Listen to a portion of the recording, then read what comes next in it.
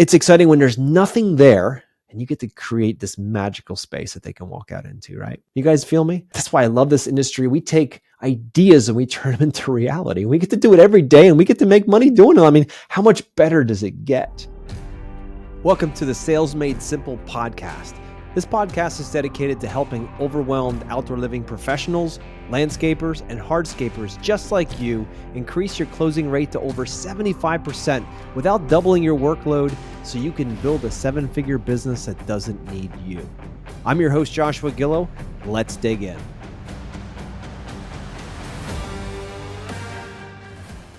Hey, listeners, there's something about a project when you walk into a backyard and there's nothing there, complete blank slate, and you're working with customers and they're excited about what you're coming up with, your ideas, all the stuff that you're sharing with them, where the pool's going to go and the deck and the patio, and you can see it in your head. And then you show them in a three-dimensional design with all their furniture out there and all the flowers and the lighting. Man, it's exciting as heck because you've got a homeowner, potentially even a new homeowner. Maybe it's a new home or an old home that you're redoing, but it's exciting when there's nothing there and you get to create this magical space that they can walk out into, right?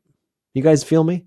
That's why I love this industry. We take ideas and we turn them into reality. We get to do it every day and we get to make money doing it. I mean, how much better does it get? But then you have other customers who have most of what they need. Maybe they just want to upgrade their deck, or maybe they have the pool, but they don't like the patio around the outside, or a combination thereof. And you're working with those customers. And what we found over the last 30 years is that, when it comes to urgency, a sense of urgency with customers, the ones who have nothing, we found are more urgent to have something in the backyard. But the ones who have stuff that could be just a little bit better, oftentimes, they're not as urgent because you know what? They could live with what they have. They could get another year out of it. I mean, case in point, my wife and I bought our house 20 years ago and it had a wooden deck in the back of the house. And, it was like, what? Pretty soon I'm going to tear that off. Just an old pressure treated wooden deck. And that was the plan since we moved in 2005. The crazy part, that deck is still in the back of the house. And I can say that. I mean, being an outdoor living professional and all that, I could have easily tore it off and redone it over the years. I just didn't see the need to. It was performing the function. We like it. Yes, there's a little bit more maintenance with it, but is it worth upgrading it just to basically do it again in the same footprint? Because we love the footprint. It works really, really well for our family. So each year I power wash and look at it. I'll paint the railings. I'll do all of those things that most clients come to us in order to demo and get rid of because they don't want the maintenance. But for me, I have a hard time justifying tearing down a perfectly good deck that has a little bit more maintenance to put up another deck that is of the same footprint, provide the same function, but looks newer, maybe a little less maintenance. So the less maintenance part is not a high enough value for me to go in and spend all that money to redo it. So I say this and I become a little more vulnerable with you guys here because you're probably thinking like, well, wait a minute here. Like you sell this stuff all the time. You sold tens of millions of dollars in outdoor living spaces and you didn't even replace your own deck? And the answer is no, because I have a hard time justifying spending all that money on something that I already have just to make it a little bit better. So I take that same thinking, and that's a principle within myself. And I know that that's not something that everybody shares. I get that. But then I go back to the people who are doing upgrades to their properties, and maybe they have the same situation where they have a deck, a builder's deck or something that they've already quote unquote paid for. And they just want something a little bit better. Like in our case, the space works fine. I've moved some staircases around. I've made it much nicer than it was, but I didn't change the footprint.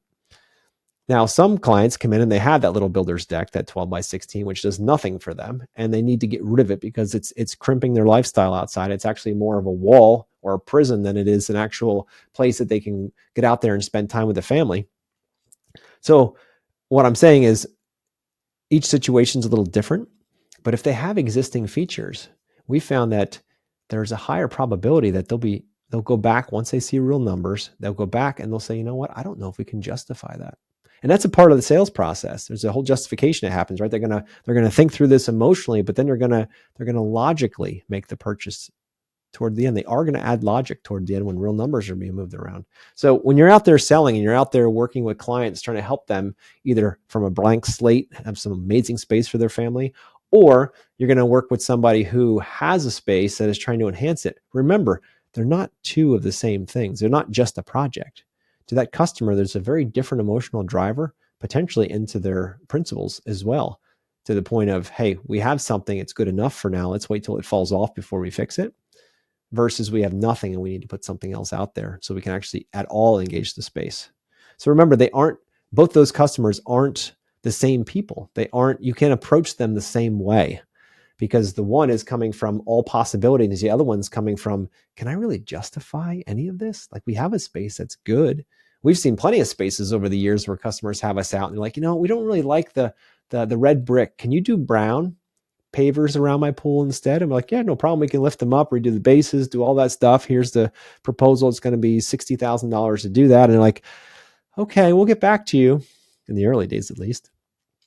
And then it comes time to justify whether, is it worth $60,000 for that entire backyard space to go from the red brick, which just kind of annoys you, to this beautiful brown paver?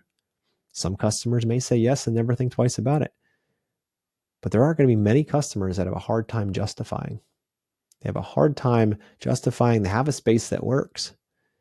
Does it really need to be any better? So if you're out there selling and you find yourself hitting walls with people that are just trying to do upgrades, there's a psychological barrier there as well for some. How is your sales process? How is your engagement with them? How is your experience with them?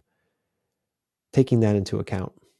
How are you with them, empathizing with the idea that they may just want it a little bit better, but truly at the end of the day, they might not want to spend the money to do it? How are you having that conversation, and when are you having that conversation? Is that after you've gotten your design fee and then all of a sudden they pull a rug out from underneath you later? When you give them the proposal and they absolutely say, I cannot afford to spend $60,000 on this. This is absolutely crazy. Yeah, we might be adding some square footage and maybe there's a structure involved or whatever, but what we have now works. And I don't know that it makes sense to do it any better. If we were redoing everything and tearing it out and starting again, it'd be something else, but we don't want to do that. We want to keep some of our pieces. So there's an emotional and a psychological resistance there. As sales professionals, we have to know that. We have to understand that. We have to go in with the white gloves and understand that their feelings are real.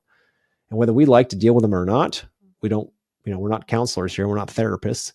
But at the same time, just because that client is on the fence or doesn't know what to do next, we have to be the professionals that help them through that. Help them see what they originally called you for. Because mark my words, they're going to go through a lot of emotional turmoil trying to justify that. Some, not everybody. And those extra projects that are sliding off to the side for you could be what bring you to your revenue budget for the year. 2 or 3 projects that fall off because you don't know how to handle them. All of that comes down to, how are you selling? How are you communicating? Are you aware enough to know that not every project is the same and not every project is seen the same through everybody's eyes? Clean blank slate, based on our historical numbers, have been a little simpler to sell than it is to go into somebody's house that has everything already or most things already, and they just don't fully like it. They're like a B+ they would give their yard, but they want it to be an A. Are they willing to pay for that upgrade? And we found that less are willing to do that and more are willing to pay for the full blank slate, out of nothing growth, the design in the backyard. So I share all this with you because, some of you guys out there are hitting your head against the wall thinking like, man, I don't know what to do. I keep talking to everybody. They always have stuff in the backyard. They just want to enhance it. And we keep losing those bids. And I have to tell you, the reason why you're losing them is because you're not connecting with them on an emotional level and understanding where they are. You're treating every project the same, like it's a blank slate.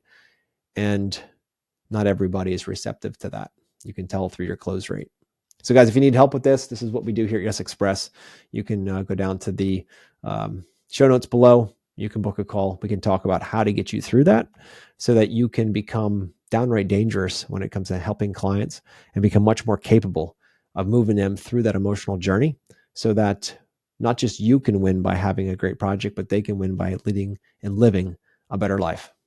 So guys, till next week, talk to you then.